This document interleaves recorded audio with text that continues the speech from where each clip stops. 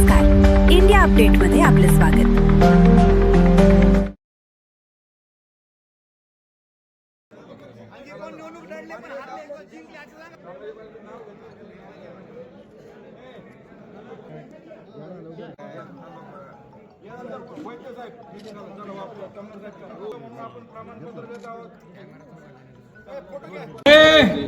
दीपक भाऊच्या भावांनो, मुंबईच्या आझाद मैदानावर सगळे गट सोडून एकत्र या आणि आरक्षण धनगर समाजाच्या काळात मिळवून द्या।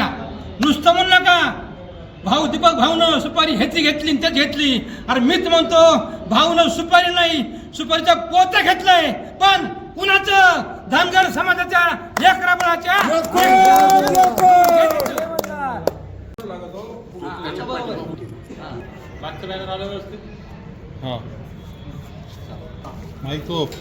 घालायला पिवळं वादळ येतोय, सावध व्हा सत्ताधाऱ्यांनो, आमचा समाज एक होतोय आणि 16 मार्चला दीपक भाऊंसोबत मुंबईच्या दिशेने येतोय। अरे कोण म्हणलं देत नाही? आरक्षण आमच्या हक्काचं।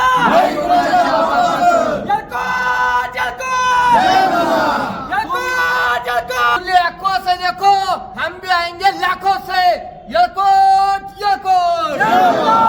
दीपक भाऊ आप संघर्ष करो, हम तुम्हारे साथ हैं। दीपक भाऊ आप संघर्ष करो, हम तुम्हारे साथ हैं।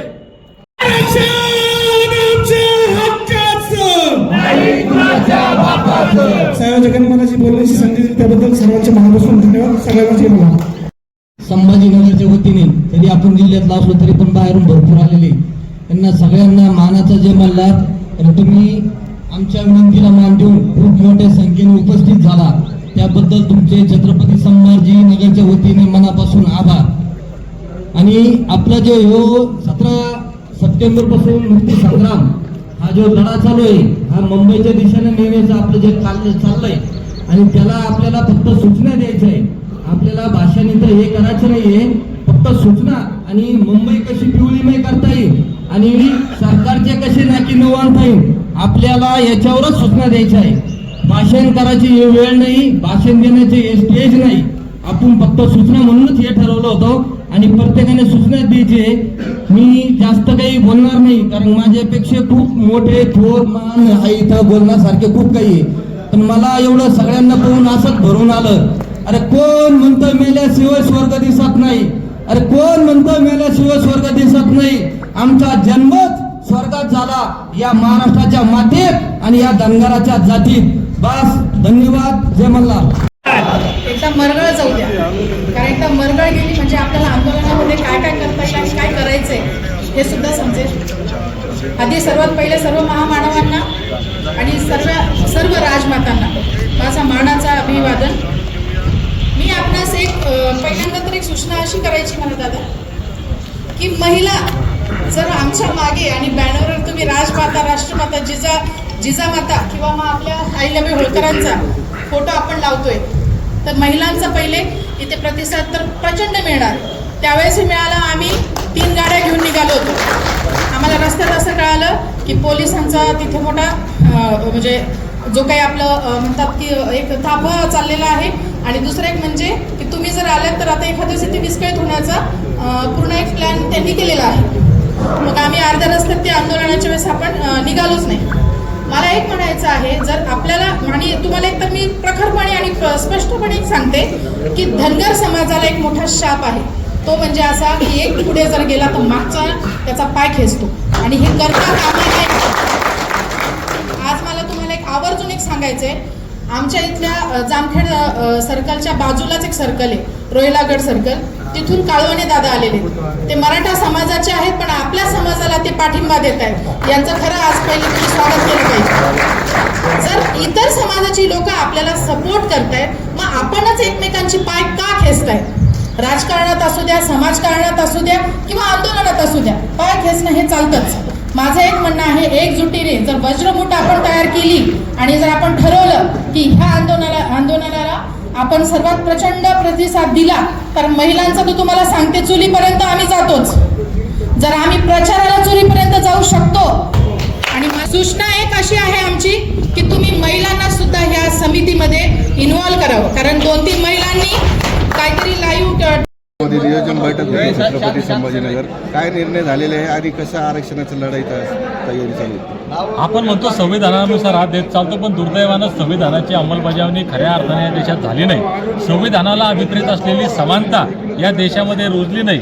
कारण धनगरांचा समावेश या संविधानानुसार ST कॅटेगरीमध्ये होतो. 47 जमातींच्या यादीमध्ये 36 नंबरला धनगर आहेत आणि गेल्या 7 दशकांपासून हा घटनादत्त अधिकाराच्या अंमलबजावणीचा लढा सुरू आहे. 2014ला नरेंद्र मोदी साहेब ज्यावेळेस पंढरपूरला आले त्यांनी लाखो लोकांसमोर सांगितलं होतं की आम्हाला सत्ता द्या, आम्ही तुमचा प्रश्न सोडवतो. आता या राज्याचे मुख्यमंत्री देवेंद्र फडणवीस साहेब ज्यावेळेस बारामतीला गेले, आमच्यासारखे तिथं 9 उपोषणकर्त्यांनी लाखो समाज बांधवांसमोर त्यांनी सांगितलं की तुम्ही आम्हाला सत्ता द्या, पहिल्या कॅबिनेटमध्ये देतो. परंतु सरकारचं गेल्या 12 वर्षांपासून हे सातत्यानं धनगर समाजाला फसवणं सुरू आहे. 17 सप्टेंबरला म्हणजे आम्ही जे म्हणतो की बाबासाहेब आंबेडकरांनी अमृतरूपी आरक्षण आमच्यासाठी दिलंय, परंतु इथल्या प्रस्थापित आणि धूर्त व्यवस्थेनं हे कैद करून ठेवलंय. त्याला या अमृतरूपी आरक्षणाला मुक्त करण्यासाठी घटनादत्त अधिकाराची अंमलबजावणी व्हावी म्हणून 17 सप्टेंबरला मराठवाडा मुक्ती संग्राम दिनी आम्ही एक आंदोलन, एक लढा सुरू केला. तो लढा पुढे जात असताना 21 जानेवारीला मुंबईच्या आझाद मैदानामध्ये जाण्याचं ठरलं होतं. हा लढा दडपण्याचं सरकारनं एक षडयंत्र केलं, परंतु मल्हार मावळे या दबावतंत्राला, अटक सत्राला, यांच्या धमकीला, यांच्या भीतीला न घाबरता मुंबईच्या आझाद मैदानामध्ये धडकला. 21 जानेवारीला आम्ही शांततेच्या मार्गाने मुंबईतून परत येताना सरकारला सांगितलं होतं, प्रशासनाला सांगितलं होतं की आम्ही परत कायदेशीर पद्धतीनं, संविधानिक पद्धतीनं शांततेच्या मार्गाने येऊ, आमच्या स्वाभिमानाला डिवचण्याचं काम तुम्ही करू नका. म्हणून आज संभाजीनगरच्या या भूमीमध्ये एक ऐतिहासिक, निर्णायक आणि शेवटची राज्यस्तरीय बैठक धनगर समाजाची झाली. या बैठकीसाठी समाजाचे ज्येष्ठ नेते ज्यांनी 3 वेळा विधिमंडळाचं प्रतिनिधित्व करत समाजाच्या आरक्षणाचा प्रश्न लढला, असे आनंदकुमार पाटील साहेबांपासून प्रत्येक जिल्ह्यातील खूप सारे महत्त्वाचे बांधव या ठिकाणी आलेले होते. आणि आज एक निर्णय झाला की 16 मार्च रोजी होळकरशाहीचे संस्थापक, अटकेपार झेंडे फडकावणारे सुभेदार मल्हारराव होळकर यांची जयंती आहे आणि मल्हारराव होळकरांची जयंती धनगर मुंबईत साजरी करणार. मुंबईच्या आझाद मैदानामध्ये धनगर या घटनादत्त अधिकाराच्या अंमलबजावणीचा प्रश्न घेऊन जाणार. कारण अधिवेशन सध्या चालू आहे, सर्व आमदार मुंबईमध्ये आहेत, सर्व सरकार मुंबईमध्ये आहे. म्हणून 16 मार्च रोजी मल्हार मावळे, आमच्या अहिल्यामाईंच्या लेकी, आम्ही ताकदीनं मुंबईमध्ये जाऊ. आमच्या ST आरक्षणाची अंमलबजावणी होत नाही तोपर्यंत आम्ही मुंबई सोडणार नाही. तर आता तुम्ही बोलताना सांगितलं सरकारने फसवलेलं आहे, काय नेमकं फसवणूक झालेली आहे? सरकारच्या वतीनं देवेंद्र फडणवीस राज्याचे मुख्यमंत्री आणि देशाचे पंतप्रधान नरेंद्र मोदी यांनी लाखो समाज बांधवांसमोर सांगितलं होतं की आम्ही सत्तेत आलो तर तुमचा प्रश्न सोडवतो. फडणवीस साहेबांनी सांगितलं होतं की पहिल्या कॅबिनेटमध्ये सोडवतो, हे लेखी दिलं होतं. आज धनगरांमुळं या देशात, या राज्यात भाजप सत्तेमध्ये आलं. नरेंद्र मोदी साहेब पंतप्रधान झाले, पण त्यांनी दिलेला शब्द पाळला नाही. देवेंद्र फडणवीस साहेब मुख्यमंत्री झाले, त्यांनीही धनगरांना शब्द दिलेला पाळला नाही. म्हणून ते गेल्या 12 वर्षांपासून धनगरांची सातत्यानं फसवणूक करत आहे. ही भावना आता धनगरांची झालेली आहे आणि ही भावना जर कायम राहिली तर येणाऱ्या काळात ज्या धनगरांनी यांना सत्तेत बसवलं, हेच धनगर यांना सत्तेतून दूर करतील. म्हणून तुम्हाला जर सत्ता टिकवायची असेल तर तुम्ही धनगरांना दिलेला शब्द पाळा, हे सांगण्यासाठी आम्ही मुंबईमध्ये जाणार आहोत. सध्या जी परिस्थिती आज महाराष्ट्रामध्ये, सर्व समाज आरक्षणासंदर्भात लढाया लढत आहे, पण तुमच्या समाजाच्या लोकांवर अनेक कार्यकर्त्यावर गुन्हे दाखल आहे, जेलमध्ये गेले. आता यांच्याकडून काय अपेक्षा आहे तुम्हाला सरकारकडून? नाही, निश्चितपणे हे एक मुक्ती संग्राम याला आम्ही नाव दिलं. ही आझादीची एक प्रकारे लढाई आहे आणि क्रांती हे बलिदान मागत असते. आमच्या कित्येक बांधवांना बलिदान द्यावं लागलं. हजारो बांधवांवर, माझ्यासह या सर्वांवर कितीतरी गुन्हे दाखल आहेत आणि निश्चितपणे उद्या आम्हाला जेलमध्ये जाण्याचं काम पडलं, आम्हाला फासावर जरी लटकवलं सरकारनं, तरी आम्ही समाजाच्या प्रश्नाप्रती कसल्याही प्रकारची तडजोड करणार नाही. सरकारला याच्यामध्ये माफी देणार नाही. आंदोलनाची काय दिशा असणार? आंदोलन 15 तारखेला सकाळी 10 वाजता जालन्यातून जिथून आंदोलन सुरू झालं होतं त्या राष्ट्रमाता अहिल्यादेवी होळकर यांच्या नियोजित स्मारकाच्या जागेवरून मल्हार मावळे, आमच्या अहिल्यामाईंच्या लेकी 15 तारखेला सकाळी 10 वाजता मुंबईच्या दिशेनं निघू. 15 तारखेला मुंबईच्या वेशीवर मुक्कामाला थांबू आणि 16 तारखेला सकाळी 10 वाजता संविधानिक मार्गानं, शांततेच्या मार्गानं, ज्या संविधानानं आम्हाला अधिकार दिला आंदोलन करण्याचा, त्या अधिकाराच्या अंतर्गत आम्ही मुंबईच्या आझाद मैदानावर सकाळी 10 वाजता बसू. आणि मला खात्री आहे, जर या महाराष्ट्रातला प्रत्येक मावळा, मल्हार मावळा ताकदीनं जर मुंबईमध्ये आला तर 16 तारखेला संध्याकाळपर्यंत देवेंद्र फडणवीस साहेबांना या बाबतीमध्ये सकारात्मक निर्णय घ्यावा लागेल. समाज बांधवांना काय आव्हान याच माध्यमातून? समाज बांधवांना एकच विनंती करेल की बघत नाही, आमचं छोटंसं स्वप्न आहे की बारामतीच्या मातीतून स्वर्गीय BK कोकरे साहेबांनी खऱ्या अर्थानं हा लढा राज्यभर नेला आणि तेव्हापासून त्यांच्या अगोदर सुद्धा सातत्यानं समाज हा लढा लढतोय. या लढाईचा शेवट झाला पाहिजे, आमच्या लेकराबाळांचं कल्याण झालं पाहिजे, म्हणून आम्ही हा शेवटचा निर्णायक लढा लढतोय. आपण सुद्धा शेवटचा लढा म्हणून, निर्णायक लढा म्हणून, आमच्या लेकराबाळांच्या कल्याणाच्या, समाजाच्या अस्तित्वाचा, भविष्याचा शेवटचा लढा म्हणून ताकदीनं तनमन धनानं या लढ्यामध्ये सहभागी व्हा. 15 तारखेला महाराष्ट्रातल्या प्रत्येक मल्हार मावळ्यानं मिळेल त्या वाहनानं, मिळेल त्या साधनानं जालन्यामध्ये या. जे बांधव जालन्याला 15 तारखेला सकाळी 10 पर्यंत पोहोचणार नाही, त्यांनी मिळेल त्या साधनानं, मिळेल त्या वाहनानं 16 तारखेला सकाळी 10 वाजेपर्यंत मुंबईत पोहोचा. आता कुठतरी जोर धरलेला आहे. आपल्या छत्रपती संभाजीनगरमध्ये पूर्ण महाराष्ट्रभरातून जे कार्यकर्ते, पदाधिकारी, धनगर समाजाचे नागरिक आले, ते काय नेमकं नियोजन बैठकीमध्ये झालेलं आहे? या ठिकाणी या महाराष्ट्रामधून संभाजीनगरला अनेक कार्यकर्ते, प्रत्येक जिल्ह्यातनं कार्यकर्त्याला बोलवलं होतं. प्रत्येक जिल्ह्यातनं 5 ते 10 कार्यकर्ते, 2 कार्यकर्ते, 4 कार्यकर्ते या ठिकाणी आलेले होते. सर्व कार्यकर्ते तोलामोलाचे होते आणि या समाजाची, धनगर समाजाच्या आरक्षणाची लढाई ही निर्णायक वळणावरती आलेली आहे. येत्या 16 तारखेला मल्हारराव होळकरांची जयंती आहे. ती जयंती आम्ही मानण्यासाठी मुंबईला आम्ही आगेकूच करणार आहोत आणि त्याच ठिकाणी आरक्षणाचा लढा हा उभारणार आहोत. तो आरक्षणाचा लढा उभारताना संपूर्ण महाराष्ट्रातले आज जेवढे सर्व कार्यकर्ते आले होते त्यांनी सर्वांनी निर्धार केलेला आहे की येत्या 16 तारखेला मुंबई ही पूर्ण पिवळी धमक करायची आहे. सर्व ठिकाणी आंदोलक त्या ठिकाणी तुम्हाला दिसतील. धनगर समाजाचा जलवा त्या ठिकाणी दिसेल आणि तो जलवा असा असेल की माननीय मुख्यमंत्री देवेंद्रजी फडणवीस साहेब यांना मात्र काहीतरी निर्णय घेतल्याशिवाय त्यांच्या घरी त्यांना झोप येणार नाही, एवढा मात्र निश्चित सांगतो. कारण मुंबईत गेल्यानंतर गुलाल आपल्या अंगावर पडन का असं अपेक्षा आहे का आपल्याला? मुंबईत गेल्यानंतर गुलाल नाही, परंतु भंडारा मात्र आमच्या अंगावर आम्ही पाडू घेणार आहेत आणि तो भंडारा आम्ही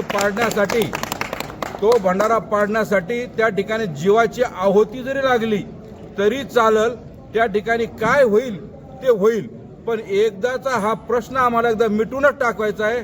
आमच्या वडिलापासून, आज्यापासून, पंजापासून ही चाललेली लढाई आता कुठेतरी निर्णायक वळणार येऊन आम्हाला ती संपवायची आहे. दादा, हे आंदोलन 1-1.5 महिन्यापूर्वी ऑलरेडी एकदा मुंबईपर्यंत गेलं होतं. आता परत तुम्ही मुंबईला जायचा निर्धार केला आहे. काय फरक असणार आहे या आधीच्या आंदोलनात आणि आताच्या आंदोलनात? अतिशय मोठा फरक असणार आहे. त्यावेळेचं जे आंदोलन होतं त्यावेळेस सरकारने वेगवेगळे कारणं दिले होते की आमची आचारसंहिता चालू आहे, जिल्हा परिषदच्या निवडणुका होत्या, काही ठिकाणी पंचायत समितीच्या निवडणुका चालू होत्या आणि काही ठिकाणी महानगरपालिकेच्या निवडणुका चालू होत्या. त्यावेळी त्यांनी आचारसंहितेचं कारण काढून वेळ धाकवूपणा त्या ठिकाणी केला होता. तो वेळ धाकवूपणा करायला आता सरकारला कुठलंही कारण उरलेलं नाही. त्यामुळं आणि सर्व लोक आता मोकळे झालेले आहेत. जिल्हा परिषदवाले मोकळे झालेले आहे, पंचायत समितीवाले मोकळे झालेले आहे, महानगरपालिकेवाले सुद्धा मोकळे झालेले आहे. त्यामुळे आंदोलनाला फार मोठी धार या ठिकाणी येणार आहे. शेवटचा प्रश्न असा आहे, कारण लोकप्रतिनिधी आंदोलनामध्ये सहभागी होणार आहे की आपल्या समाजाची? 100% होणार आहे. लोकप्रतिनिधी जर समाजाचे लोकप्रतिनिधी जर त्या ठिकाणी समावेश नाही झाले तर त्या लोकप्रतिनिधीला त्याच्या समाजासमोर, त्याच्या मतदारासमोर तोंड दाखवायला जागा राहणार नाही. काय समाज बांधवाला काय आव्हान करणार आहे आंदोलनासमोर? समाज बांधवांना हेच आव्हान आहे, बाबांनो, आपले वडील थकलेत, आपले आजोबा थकले, आपले पंजोबा थकले आणि आपण पण थकलो, परंतु आपल्या लेकराबाळासाठी, आपल्या मुलाबाळासाठी, आपल्या गरीबातल्या गरीबाच्या मुलाबाळासाठी आपल्याला हे आंदोलन करणं आहे. म्हणून तुम्हाला आज बी मरणं आहे, उद्या बी मरणं आहे. जसं शेलार मामाने दोर कापला होता, गड्यांनो तुम्ही एक तर लढून मरा नाही तर उडी खाऊन मरा, तोच प्रकार आज तुम्हाला करणं आहे. तुम्हाला मुंबईच्या ठिकाणी त्या आरक्षण ठिकाणी जाणं, एक तर तुम्हाला आरक्षण घेऊन येणं आहे, नसता तिथं तुमचा स्वतःचा जीव गमवणं आहे.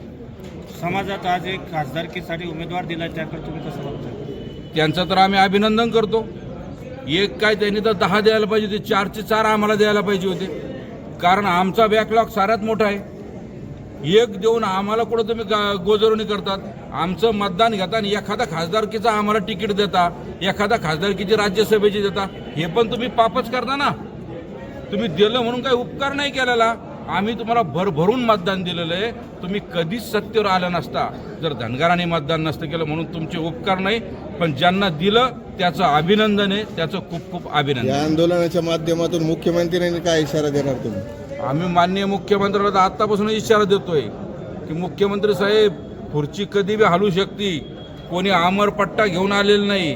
जर धनगराचं मतदान बाजूला झालं ना, तुम्हाला मतदान कोणाचंच नाही आहे. एक समाज तर तुम्हाला फुलटू मतदान करत नाही. जर ओबीसी मधला मुख्य घटक हा धनगर आहे, हा जर बाजूला झाला तर तुमचा विषय संपला मुख्यमंत्री साहेब, विषय संपला. धन्यवाद. पत्रकार सांगा, समाज बांधवांचा आज धनगर समाज एसटी आरक्षणासंदर्भामध्ये मोठा मेळावा इथं आयोजित करण्यात आला होता. लढा कसा असणार? कारण आता मुंबईची हाक दिलेली आहे समाजाने, किती लोक जाणार आहे, कशी लढाई असणार? समाजाची लढाई ही अनेक वर्षापासून आहे. आता आपल्याला समाजाने इथं बैठकीमध्ये आमच्या सर्वांमध्ये एक ठराव घेतला आम्ही की आम्हाला 16 मार्चला मुंबई आझाद मैदान इथे आम्हाला जायचं होईल आणि तिथं आम्ही सर्व समाज, महाराष्ट्रातील सर्व समाज तिथं जाईल. मग आमचं जे आरक्षण आहे, जे काही वर्षापासून या सरकारने आम्हाला झुलवत ठेवलेलं आहे, ते आरक्षण आम्हाला मिळवण्यासाठी या देवेंद्र फडणवीसने आम्हाला फसवलं आहे. ते आरक्षण आम्ही मिळवण्यासाठी जातोय. पण आता तुम्ही सांगितलं फसवलं आहे म्हणून, पण त्यांच्याकडून काय अपेक्षा आहे तुम्हाला? मुंबईला जायचं आरक्षण घ्यायचं आहे, मध्ये गुलाल घेऊनच येणार का? आम्ही तिथं जाईन तर 100% आम्ही गुलालच घेऊन येणार, आम्ही तसं येणार नाही. बरं, समाज बांधवांना काय आवाहन करण्यास? आम्ही समाज बांधवांना हीच विनंती करणार आहे की आपली ही शेवटची लढाई आहे. महाराष्ट्रातून सर्व कानाकोपऱ्यातून पूर्ण भारतभर मधल्या धनगर समाजाने तिथं यावा, हे मी त्यांना आवाहन करतोय. आपलं